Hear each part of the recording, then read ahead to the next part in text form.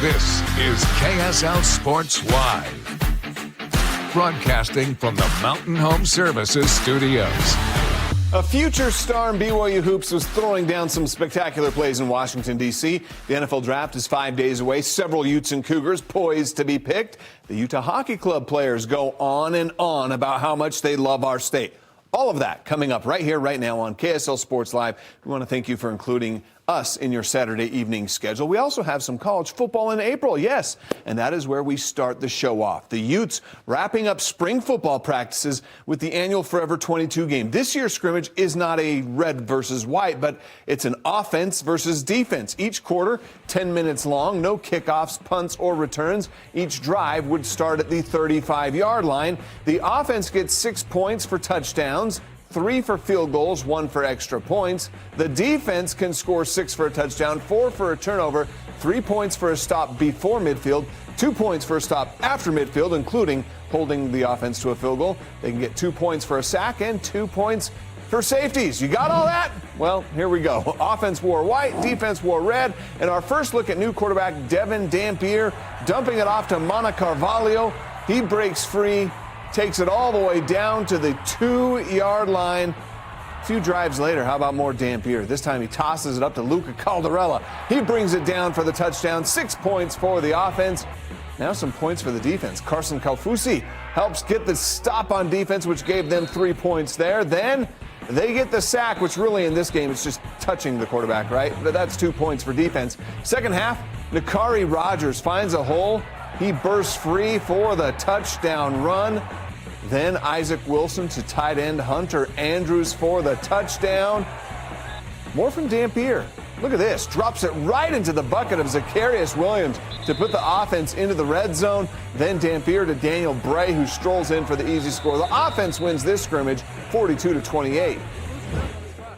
He was pretty sharp. I don't know what his numbers were, but he was fairly accurate today and did a good job with his feet, as is a strength of his. And so overall, a positive spring and a good ending to it today in the spring game.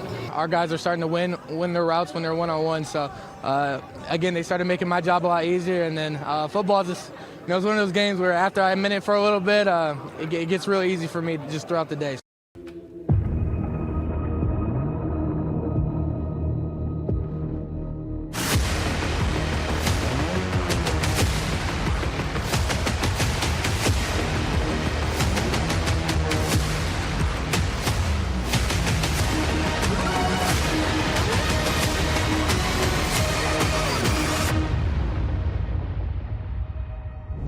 Well, it's getting closer and closer. The NFL draft set for April 24th. Not too far off in the future now. And to talk about the NFL draft, to take a further look at this, we bring in our NFL draft expert, our NFL expert here at KSL Sports, Stevenson Sylvester. Sly, we had fun talking about it last week about some of our locals that potentially could go to the NFL. Now we're going to shift to our 2 biggest schools out here and focus on what BYU is bringing to the draft table. First, we want to start off with their defensive line. Tyler Batty's a guy who's been solid. He's been a guy whose name has come up in potential drafts in the past. He played out his career at BYU. Now he's looking at a potential career in the NFL. Yeah, Tyler Batty's been a consistent force, a name. When you talk about BYU, you're saying Tyler Batty's name in the last few years. Big playmaking ability, especially this past year when BYU was just a turnover force, right? Every single game, it felt like he was in the mix, either causing turnovers or causing pressures to make turnovers happen. He's just a force, and I just love his personality, right? He's got a big Max Crosby personality, but with a Trey Hendricks type of motor. This guy just gets it done, and so I think he's going to be a good fit on a lot of teams here. He's pretty fiery, too, and I mean, you see the numbers there that he put up at the Combine and the stats that he put up over the past few years. As a defensive end, as a guy who's trying to get to the quarterback, what's his biggest strength that you see that could help him at the NFL level? That he doesn't stop. The motor aspect, right? It's what Trey Hendrickson, I think, prides himself on, right? And when you get sacks, right, you're like, look, if you get 20 sacks in a year in the NFL, that's a good year, right? How many plays a game is that, right? So that's essentially 1.5 sacks a game, and you can do that. And you can find opportunities. 1 play a game, I could get a sack, and you have a great year. I think that he does that. As I said, he's good with his hands. He's making that happen on on the edge, and then he can even transfer inside and make that happen. But again, his relentless motor, this guy tracks the ball down, whether the ball's going away from him or to him. He does a great job of understanding the defensive scheme, whether it's for him and he needs to spill it to a safety, or he's making the play in the passing game. He's an every down type of defensive end, which I like. And that's one of those things that doesn't show up on a stat sheet. You know, for the BYU fans or the football fans out there say that maybe he underperformed over the past few years. Those are the things that NFL scouts will be noticing. So now we want to put the tough question to you, Tyler Batty, to you, Sly. Tyler Batty's draft grade here. We have his draft card as a 6th round draft card. Now, if you're in the card shop and you're looking to spend some money, do you buy Tyler Batty's card in the 6th round? Here's my thing. If I'm an NFL guy, I'm buying this, right? Tyler Batty is a guy that can come in right now. He's a mature guy that can understand the system and be a factor, a leader as a young guy early on. And this is why I don't know what people are doing when they are giving these grades, but he's a factor in a team. And I see him in a 3-4 scheme. I actually would like him with the Steelers. He's a Brett Kiesel type of guy. He reminds me of Brett Kiesel. And in that defensive scheme, I know that scheme well, and he would fit great at the defensive end position in a 3-4 scheme. Okay, 6th round could be a bargain then for Tyler Batty. Let's take a look at a couple of other Cougars whose names will certainly pop up around the 3rd day of the NFL draft. Caleb Etienne on the offensive line, a guy who transferred into BYU, had his struggles his junior year, but last year he really shined on their offensive front. We have him as a 7th round grade. What do you think? Yeah, I like it. He's a big body. I think, him pairing with Kingsley Suamataia last year helped his confidence and understand, okay, I can do this. I would buy this card. He's a day 3 guy. I do get that. There's some things that he can learn. But from that offensive line position, you need big bodies that are able to be adjusting and versatile offensive linemen. I think he could play multiple positions, and that's where Etienne is definitely going to find his spot in the NFL. Okay, let's shift over to BYU's secondary. Jacob Robinson, he's been a ball hawk the last few years at BYU, 11 picks in his 4-year career with the Cougars. We also have him graded as a 7th round draft card. Is this a card you would buy in the 7th round? Yes, I'd buy it. I'm higher on Jacob Robinson, but I can see exactly where the draft ends.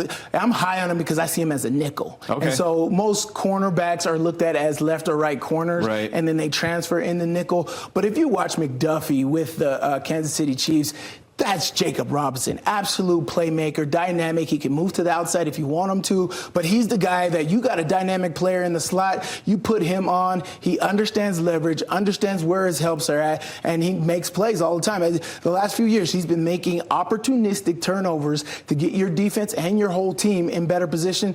He's the type of guy you want to bet on. So, yes, I would actually pick him up a little sooner, but I'm looking at it at the nickel position so I can see the grade. But, yes, I definitely buy in this card. Okay, it's been fun to talk about Cougars, but we know you're excited for our last segment. We're going to talk about the Utes and their potential draft players coming up a little bit later on.